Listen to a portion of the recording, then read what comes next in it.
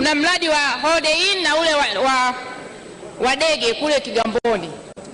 Mpaka leo haujakamilika, hatujui hatima yake, na zile fedha ni za wanachama ambazo natakiwa ziweze kuwekezwa kwa tija zaidi ili ziweze kuzalisha na kuweza kuwalipa wanachama ambao wamechangia kwenye mfuko.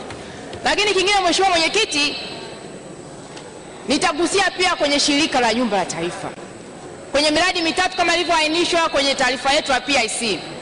Mheshimiwa Mwenyekiti, kwenye mradi wa mji wa Kawe tulitembelea pale kamati yetu ya PIC mwaka juzi, tukaelezwa na by then tukaambiwa kuna Watanzania ambao tayari walikuwa wamesha deposit kwa ajili ya kupanga na wengine kununua nyumba kuanzia 2016 walikuwa wameshatoa deposit. Sasa tujiulize leo, hao Watanzania ambao walitoa zile deposit zao mradi hujakamilika, that means hawajaweza kuhamia kwenye huo mradi, na sababu ambazo serikali inatoa ni ambazo hazina tija kwa kweli.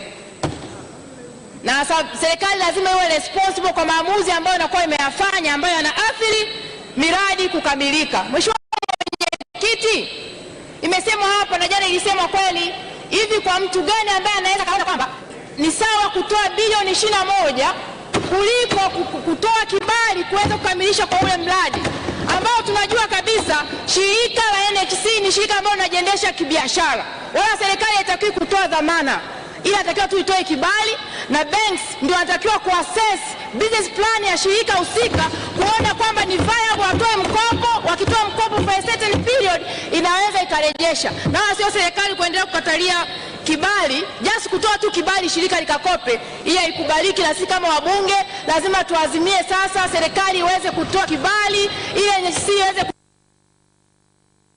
kukopa, iweze kumalizia ule mradi, na Watanzania ambao wamesha deposit. Na kweli Mheshimiwa Mwenyekiti, tutaonekana wenda wazimu sana kwa yeyote yule ambaye anaweza kupata hata ile view tu wa ule mji wa Kawe. Ulikuwa sisi kwamba unaenda kukuza uchumi wa Tanzania, lakini pia kwenda kubadilisha taswira ya Tanzania kabisa kwa jiji la Dar es Salaam. Sasa ukisema umeutelekeza kwa sababu eti mnahamia Dodoma, ni mambo ya ajabu sana. Ni mambo ya ajabu sana, hata mwenda wazimu hawezi akayakubali. Mheshimiwa Mwenyekiti,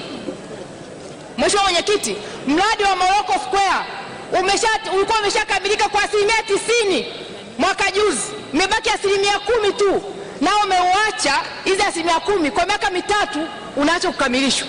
Hii sio haki kabisa Mheshimiwa Mwenyekiti. Mkandarasi anaendelea kulipwa 10% tu kukamilika kwa mradi.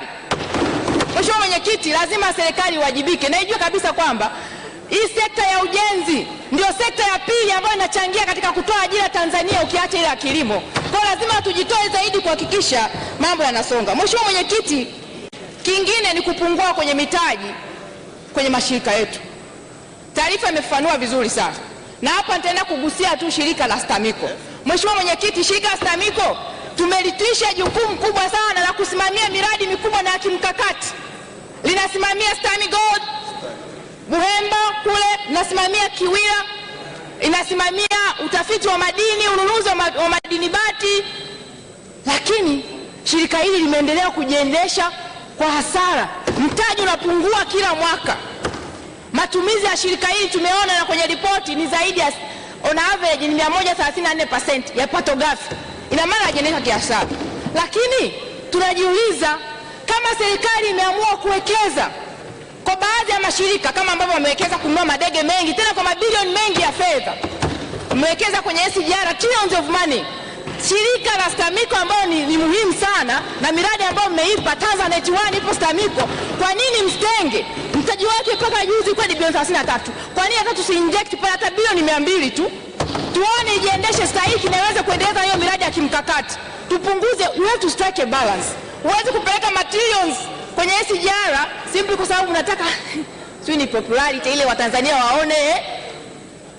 Unaacha shirika ambalo ni muhimu sana, ambalo umelipa majukumu makubwa sana. Kwa naomba sana serikali ione umuhimu wa kuipa hela STAMICO ili iweze kuendesha vizuri haya miradi yote ambayo imeelekezwa kwenye STAMICO. Tunaona STAMICO imerithi madeni ambayo imetoka kwenye baadhi ya hizo ambayo umiliki wa hayo mashirika mengine ambayo yamehamia kwenye STAMICO, lakini serikali haionyeshi njia ya kuclear hayo madeni. Mheshimiwa Mwenyekiti, kingine ni ukosekanaji wa uwekezaji wa tija kutoka kwenye makampuni mbia tulionayo. Na hapa na site mfano wa TBC na Star Media. Mheshimiwa Mwenyekiti, hii Star Media imekuwa ikijiendesha kwa hasara tangia ianze 2009 hapa Tanzania. Nakumbuka nilipokuwa PSC bunge la 10 tulihoji sana juu ya hii Star Media. Lakini ukiangalia na ripoti yetu leo inaonyesha Star Media ilianza kwa mtaji wa milioni 238 ambao takriban bilioni 547 za Tanzania 2009.